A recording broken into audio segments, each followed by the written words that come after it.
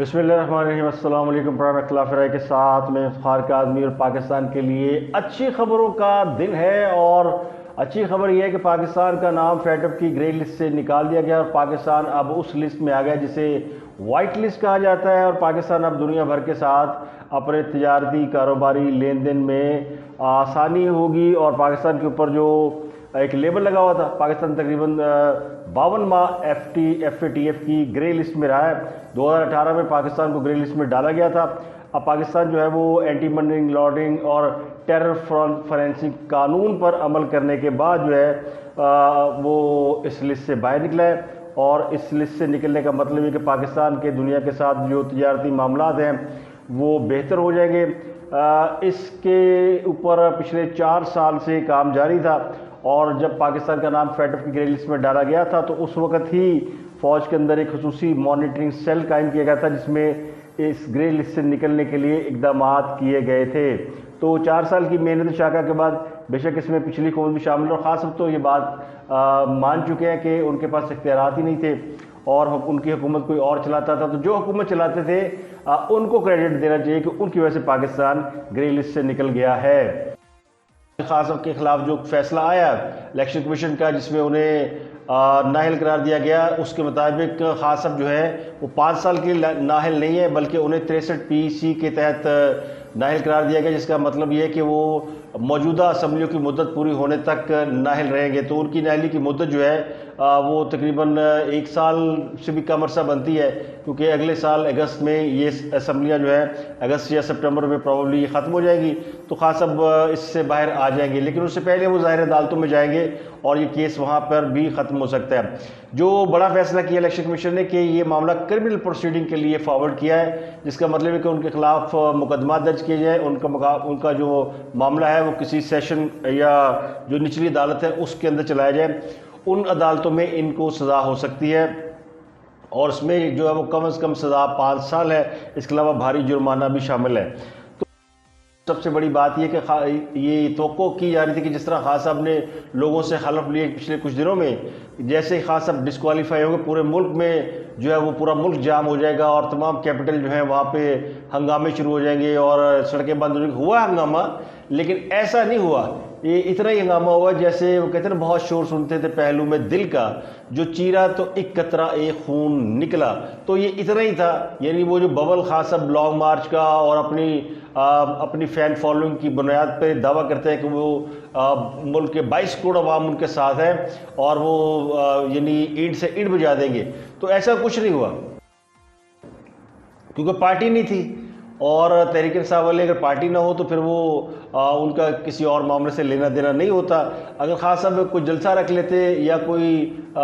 Concert رکھ لیتے تو لوگ آ جاتے، لیکن احتجاج کے لیے باہر نکلنا ذرا مشکل کام ہے۔ تو احتجاج ہوا ہے، لیکن اس میں خود رانا صلی اللہ بڑا حیران ہے، اور رانا صلی اللہ کہہ رہے ہیں کہ مجھے تو کوئی نہیں تھی کہ احتجاج ایسا ہوگا، میں تو بڑا ایکسپیکٹ کر رہا تھا کہ بڑا احتجاج ہوگا، اور یہ تو 30 40 لوگ نکلے جنہوں نے سڑکیں بلاک کی اور رکاوٹیں کھڑی کی، اور تھوڑا بہت جو ہے وہ وہاں پہ کہتے ہیں نا تھوڑا بہت وہاں پہ ہیلو حجت کی ہے، تھوڑا بہت ڈرامہ کیا اور لوگوں کو تنگ کیا، ٹریفک بلاک ہو گئی، پھر پولیس نے آ کے ذرا ڈنڈے شنڈے مارے اور وہ ٹریفک جو ہے وہ کھل گئی۔ تو اب صورتحال یہ کہ وہ جو انقلاب کی باتیں کرتے تھے وہ انقلاب تو جو ہے وہ کہتے ہیں لملیٹ ہو گیا، اور یہ انقلاب اس لیے بھی لملیٹ ہو گیا ہے کہ مرے کو مارے شاہ مدار، ایک تو خاصب کی ڈسکوالیفیکیشن ہوئی ہے، اور اوپر سے ان کے کیا کہا جائے، ان کو لانے والے یا ان کے گاڈ فادر یا ان کے جنہوں نے اس کو بدھ کو تراشا تھا یا اس بدھ کو اس اقتدار تک پہنچایا تھا، جنرل قمر جاوید باجوہ، وہ انہوں نے ریٹائرمنٹ کا اعلان کر دیا ہے، اور انہوں نے کہا جی کہ وہ مزید اس یعنی دشت کی سیاہی سے نجات چاہتے ہیں، اور اب اپنا ذمہ داریاں پوری کر چکے ہیں، وہ آگے بڑھنا چاہتے ہیں، اور وہ چاہتے ہیں کہ ملک جو ہے اس میں امن و امان بھی رہے اور فوج کا سیاست سے تعلق بھی نہ رہے۔ تو یہ برق بن کر بجلی بن کر خاص صاحب پر خبر گری ہے۔ اب خاص صاحب اجلاس کر رہے ہیں کہ انہوں نے لانگ مارچ کرنا ہے، باہر نکلنا ہے، لوگوں کو پکڑے، لیکن جو رزلٹ ہے ابھی تک کا اس کو دیکھتے ہوئے تو نہیں لگتا کہ خاص صاحب کوئی بڑا لانگ مارچ کر پائیں گے یا لوگوں کو باہر نکال پائیں گے۔ فواد چودھری بڑی تڑیاں لا رہے ہو جناب، دیکھنا کی ہو جائے گا، ملک کے 22 کروڑ عوام کے منہ پہ تماچا مارا، اور بڑی خبر جو فواد چودھری سے نکلی ہے وہ یہ ہے، فواد چودھری نے کہا جی فیصلہ نواز شریف نے لکھا ہے، تو پھر مان لو کہ فیصلے نواز شریف لکھتا ہے اور پھر یہ بھی مان لے کہ نواز شریف سیاست کے اوپر حاوی ہو چکا ہے اور نواز شریف نے سیاست میں کم بیک کیا ہے، اور جو نواز شریف کو مائنس کرنے چلے تھے آج وہ خود سیاست سے مائنس ہو گئے ہیں۔ تو نواز شریف کی جو طاقت ہے اس کو اپوزیشن نے بھی تسلیم کر لیا ہے، اور یہ طاقت یہ نہیں کہ نواز شریف کو بڑا پہلوان ہے، وہ سیری پائی کھاتا ہے، وہ نہاری کھاتا ہے۔ نواز شریف کے پیچھے پبلک سپورٹ ہے، اور نواز شریف کی جو کام ہے، جو اصل چیز ہے، یہ کوئی نواز شریف کا عشق نہیں ہے یا نواز شریف سے کوئی ہم کاسا لیسی نہیں کر رہے۔ اگر آپ گورنمنٹ ٹو گورنمنٹ ورکنگ دیکھیں تو آپ کو سمجھ میں آ جائے گی کہ کس نے کیا کام کیا۔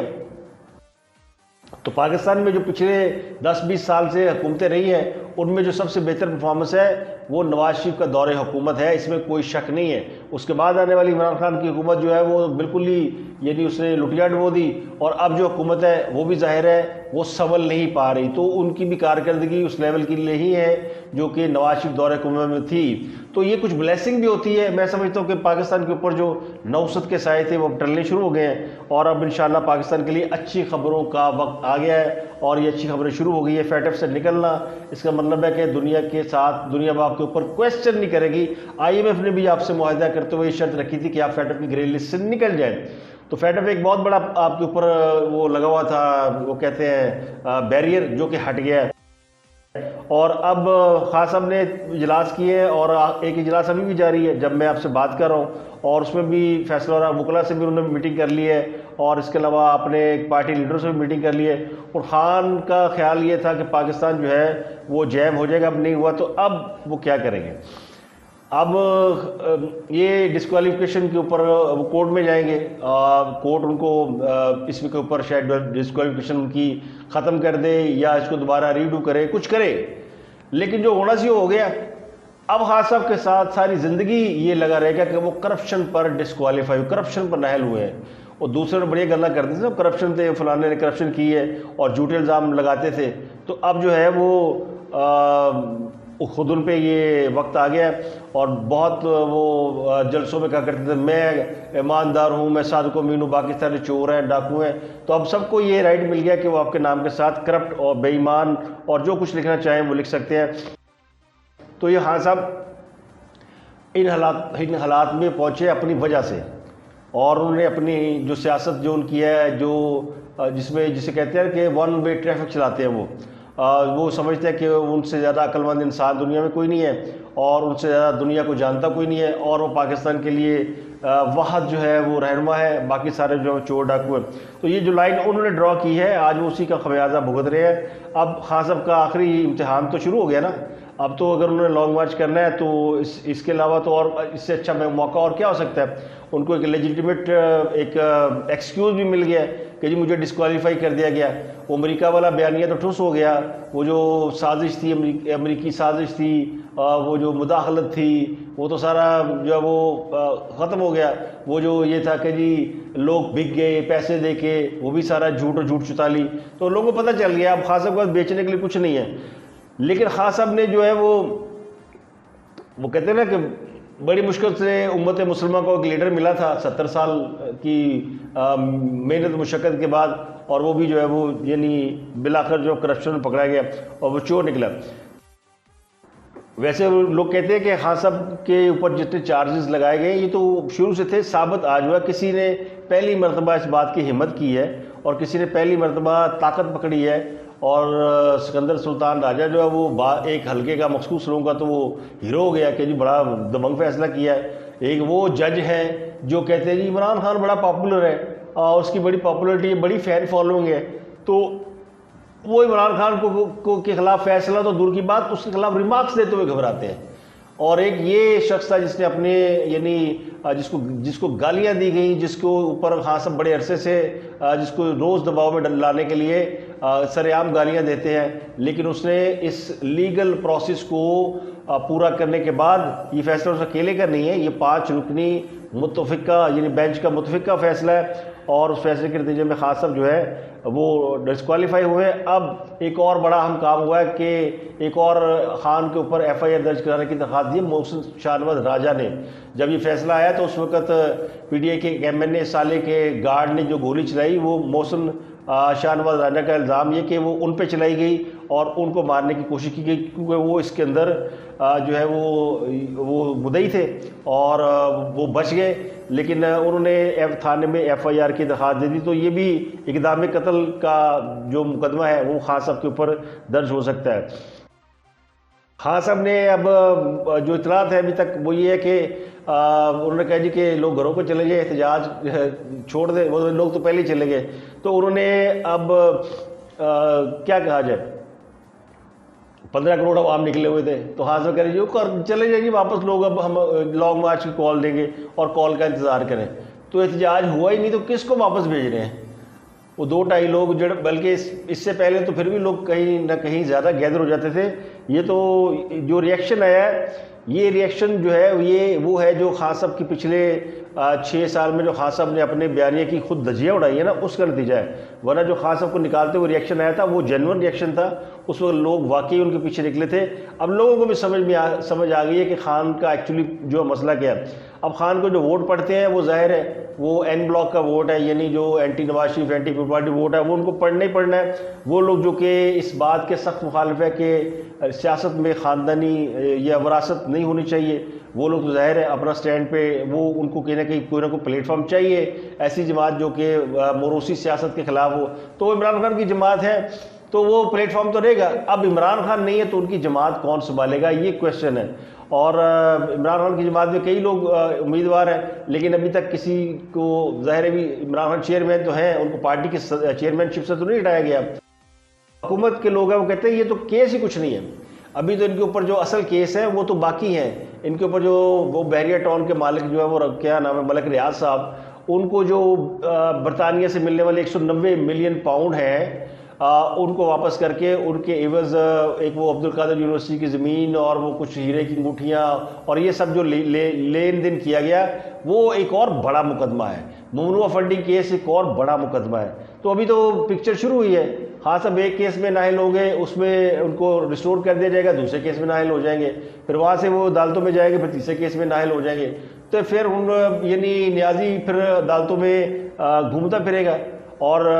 دوسروں کو وہ کہتے تھے کہ میں ان کو یہ نانی یاد کراؤں گا, میں ان کی جیلوں سے ایسی نکال لوں گا اور میں یہ کروں گا وہ کروں گا. تو پھر بڑا بول جو انسان بولتا ہے پھر اس کو پھر وہ دن اللہ دکھاتا ہے کہ جب اس کے بڑے بول کا نتیجہ جو ہے اس کے سامنے آتا ہے.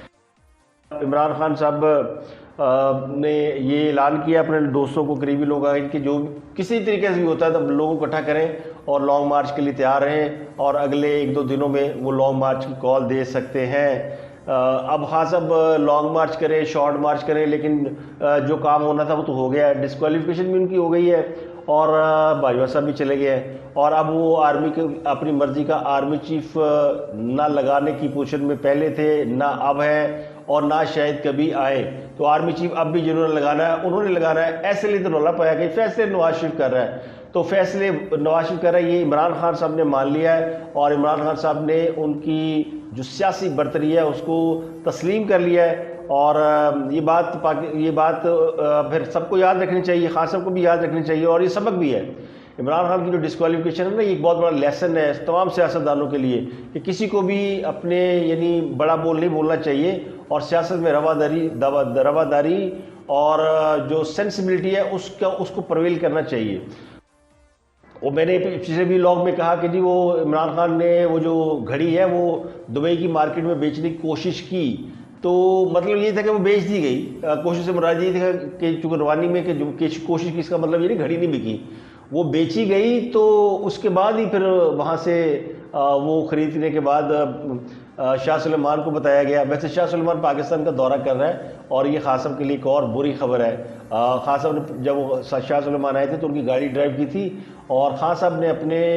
جو ہے نا وہ اپنے ایٹیچیوڈ کی وجہ سے سعودی عرب کو بھی ناراض کیا ہوا تھا اور وہ اب سعودی عرب کی ناراضگی ختم ہو رہی ہے. ایک اور بڑی خبر ہے, وہ خبر جو ہے وہ میرے پاس کنفرم نہیں ہے لیکن وہ خبر ہے غریدہ فاروقی صاحبہ نے دی. اب غریدہ فاروقی ایک جرنلسٹ ہیں اور کریڈیبل جرنلسٹ ہیں. وہ یہ فرما رہی ہیں کہ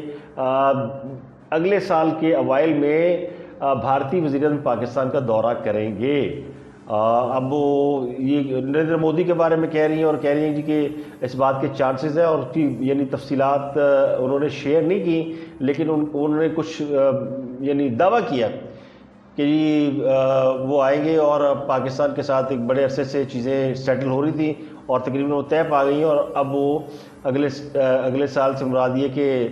2023 کے اوائل میں پاکستان کا دورہ کریں گے۔ ان کی بھی طے ہو گئی ہے، شہباز شریف بھی جا رہے ہیں چائنا، اور میں اس لیے کہتا ہوں کہ پاکستان پر سے نوسط کے سائے جو ہے وہ ٹل رہے ہیں، اور جو 4 سال قبل نوسط شروع ہوئی تھی، شروع تو زیادہ عرصہ سے ہوئی تھی لیکن یہ 2018 سے شروع ہوئے، تو اس کی جو جتنی وہ تھی کیا کہتے ہیں اس کے برے اثرات، وہ مجھے لگتا ہے ختم ہو رہے ہیں، اور پاکستان جو ہے وہ انشاءاللہ اپنے رائٹ ٹریک پہ چلے گا۔ تو اب تک کے لیے اتنا ہی۔ سعودی شہزادے کی گھڑی بیچنے کے جرم میں پاکستان کا ایک شہزادہ نااہل ہو چکا ہے، اور اب اس شہزادے کے جو وہ تھے نا گاڈ فادر، ابا جی، باپ، انہوں نے بھی اسے اون کرنے سے انکار کر دیا ہے، اور کہانی گئی مک تے اب تک کے لیے اتنا ہی۔ اپنا اور گردنوا کے لوگوں کا بہت خیال رکھیے گا۔